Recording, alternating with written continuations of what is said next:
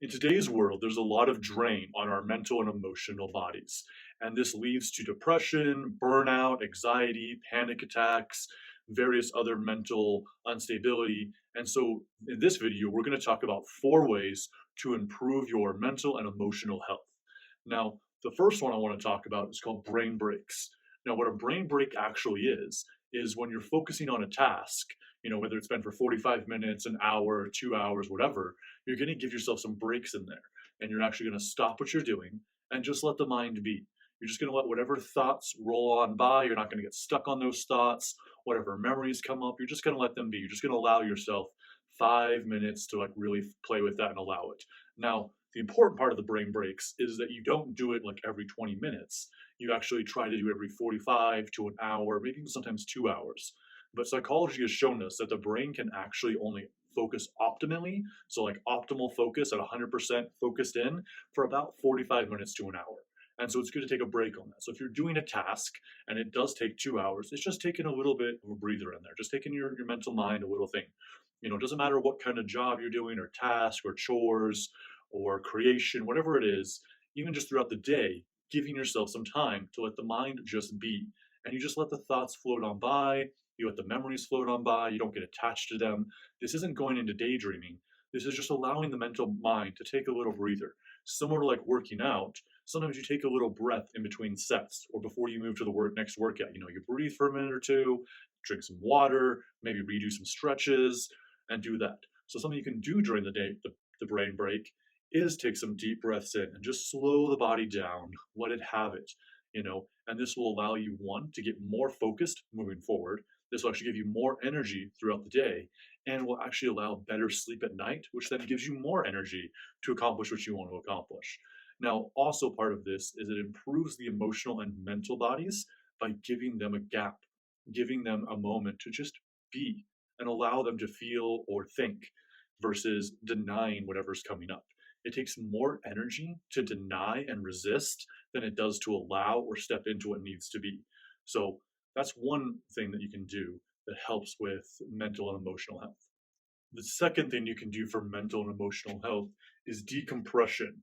Now, decompression is setting up some me time, some time at the end of the day or in the middle of the day, maybe even the beginning, but I like to do it at the end of the day where you just allow yourself to decompress from the day.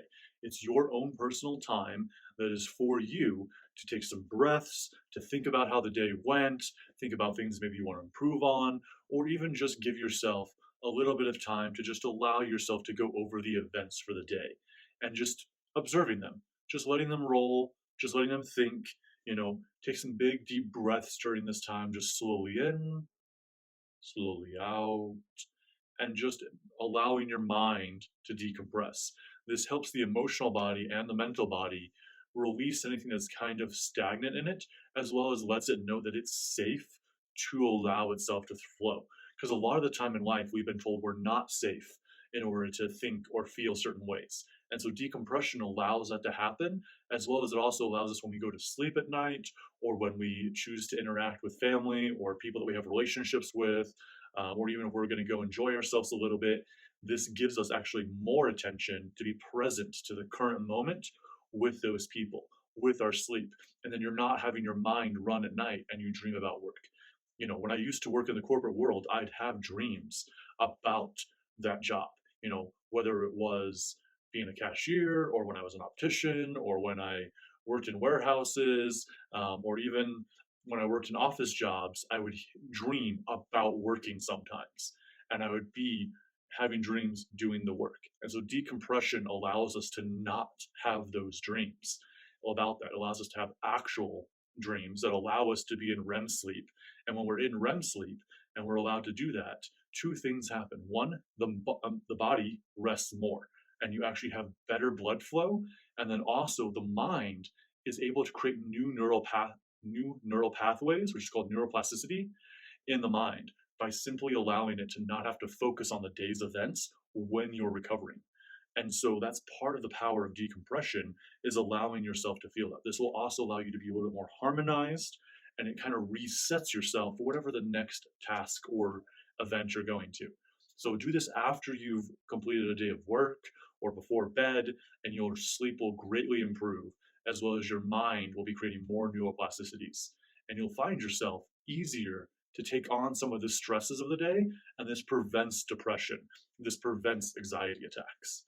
The third thing that improves emotional and mental health is giving yourself the ability to feel it, taking time. So, this can be part of your decompression time or a separate part of your day or week, whatever serves you best. I recommend doing it at least a few times a week, like 4 to 7 times a week. And it's just taking some time to feel whatever needs to be felt. So, if you're having like some weird emotions, or you had a weird conversation with someone, or you argued with somebody, or you're feeling overstressed, or you're feeling down, or maybe you're feeling angry, or maybe you're super excited and you're feeling giddy and jitty and whatever, it's actually giving yourself permission to feel it fully, allowing yourself to feel it so that it moves through you. The emotional body and the mental body are represented by wind and water in most traditions, whether that's Kabbalah or even in shamanism and indigenous cultures, is it's represented by wind and water. And wind moves, water likes to flow. If you've ever smelt stagnant air or drank stagnant water, it doesn't taste great, doesn't smell great. And so those things need to be allowed to move. And so if we're not letting the mental body, letting the mental realm flow, and not letting the emotional body flow and feel things, it becomes stagnant. And then it can actually become toxic inside of us, which then leads to some of these greater mental problems we might have, like depression, anxiety, panic attacks, burnout. So this prevents all those things. And so allowing yourself to feel it. Now, you might need some catharsis in order to truly feel this through. And catharsis is the concept of taking an emotion that is stored in the body, because all emotions and memories are actually stored in the body. Psychology has shown the brain has a place to store short-term memory and convert short-term to long-term, but it doesn't have a place to store long-term memory. And that's actually what psychologists believe, and more neural studies are doing, is it's believed now that long-term memories are actually stored in the nervous system, which is part of the brain, but it's also throughout the entire body, and it's in the fascia of everything. It's your entire body essentially. And so this is why sometimes when you feel stressed, you might feel it in your stomach, you might feel it in the middle of your back, or when you feel down, you might feel it in your shoulder, you might feel it, in your intestines, or you might feel it, in your navel or solar plexus area, or in your heart. And that's like parts of it, but that's part of the body storing the memory, as well as the energetic side of it, that is also feeling that and relating to that. And so letting yourself feel it allows that to move. And so catharsis is allowing it to move on a more material level. It's taking it from the energetic level and moving it into the physical. And so this can be drawing, painting, this can be working out, exercise, hiking, this can be screaming, this can be, uh, you know, pounding nails into a board. There's a lot of different ways. And if you'd like me to make a video about all the different kind of cathartic things you can do and go more in depth in catharsis, leave a comment down below and I'll definitely make a video about catharsis. And so the purpose of this is you're taking that energy and you're moving it into something, and then it's being released from you. You know, so some people, they paint about really great experiences they've had, and that creates these beautiful paintings. Some people also paint about some of the saddest, hardest moments in their life, and that lets it move. And that painting may not actually be about that, but they're feeling that emotion while they paint, or they go to the gym and they do that. You know, this is something that I've done at the gym multiple times, when I take a painful memory or a hard emotion within me and I take it to the gym. And sometimes one set, I might do one set of curls and it moves out of me. It might be the entire day at the gym until that memory moves out. It might be the entire week. And so those are kind of some examples of it. Screaming is a really good one where you actually let it out. And that works better for like lower emotions. And by lower, I mean like, sadness, anger, frustration, stress. That works for that really well, to just scream it out. You can scream into a pillow. You can go outside into nature somewhere someone can't hear you.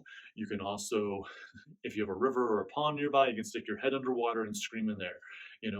All of that is to let that energy out. Another good way that you can move energy is Tai Chi or Qigong. Those are other good cathartic forms that you can do to help the body move, to help things get going and moving the energy out of it. So those are a couple examples of that. And this is taking time to truly feel it so you're not stuck and stagnant. So, the fourth and final thing that you can do to really improve your emotional and mental health is have alone time. Alone time is very important. Now, a lot of these are kind of leading into that, of giving yourself alone time. But brain breaks is something you can do when people are around. Decompression is something that, yeah, you should probably do alone, but you can also do it if there are others in the room or if you're sitting on the couch at the end of the day. Do decompression in the bed before you go to sleep. And now, of course, feeling it might be something you want to do alone. But again, if you're painting something or creating something or going to the gym, you don't have to be alone to do that. But this is purposely choosing some alone time for yourself. It doesn't have to be an everyday thing, but at least once to twice a week. I think it's really good to do things alone.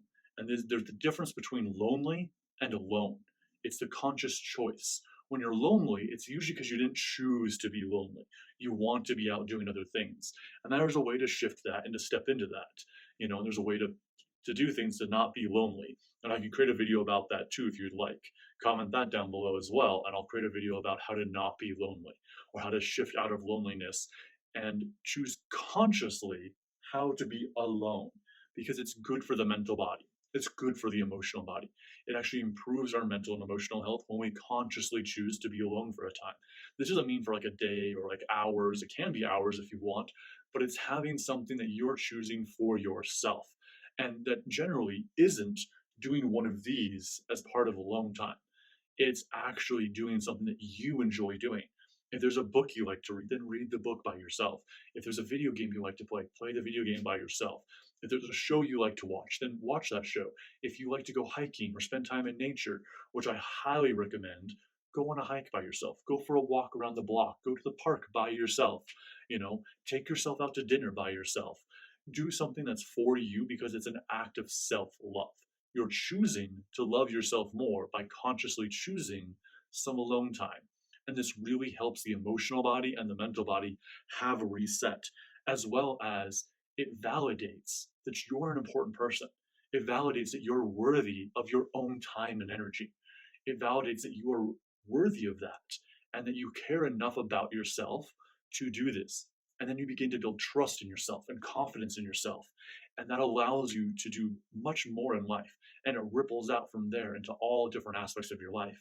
And so that's the difference between being lonely and feeling lonely versus choosing the alone time builds all of these things. And all of these can help prevent depression, anxiety, burnout, overstress, and other mental blockages and conditions that happen to us because we're pushing ourselves too hard or because we're not allowing ourselves to have breaks, to decompress, to feel our emotions, to consciously choose things for ourselves.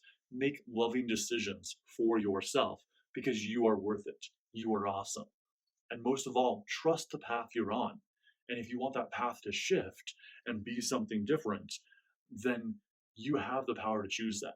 If you need assistance with that, if you'd like assistance in shifting your life and living better and improving it and unleashing your potential, then there's also a link down below where you can come into Golden Shadow Academy, which is an app I've created that has meditations, breathworks, courses, transformational material, and also has group coaching that you can be a part of to shift your life and unleash your potential to truly be the way you want to be, to have your ideal life, to take you from okay to good in life, to take you from good to great, take you from great to fantastic. Whatever's going on in your life, we can help you shift that if you need assistance with that. But regardless, you are an awesome person. And with much love and peace, have a great day. Namaste, my friends.